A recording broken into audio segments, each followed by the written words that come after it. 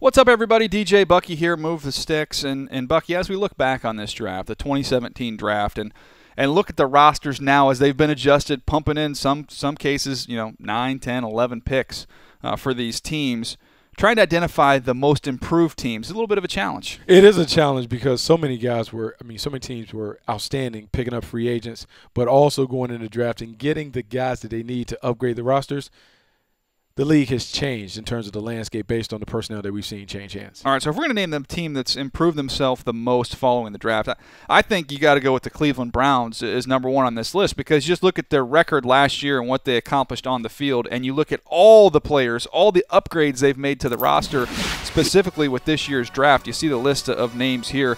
Myles Garrett, Jabril Peppers, who you can use in a bunch of different ways, can also help you on special teams. David Njoku, I had as the 12th best player in the draft. Deshaun Kaiser's got a chance to be their long-term answer at the quarterback position. Larry Ogunjobi, who's a very, very talented player from a small school at UNC Charlotte. You see the rest of the guys here. A little bit of a controversial pick there with Caleb Brantley, but does have a lot of ability if he ends up being clean off the field. And Matt Day's a running back who we both like. So I thought the Browns really, really upgraded their roster. Well, I think there's no doubt they upgraded their roster, not only in making sure they took 3 blue-chip players in the first round, but also getting a quarterback of the future in Deshaun Kaiser. I know they've talked about him competing with Brock Osweiler and Cody Kessler, but we have talked about this guy has all the prototypical tools and traits that you look for. And then the first rounders are going to be solid. They're going to be outstanding because all of those guys can play, and put in the right system, they should flourish. This team did not win many games, but can they get close to 500? Could this be a 7-win team next year? Well, I think so, because they were in a bunch of games last season, and they didn't have nearly the amount of talent that they have this year. I believe they get closer.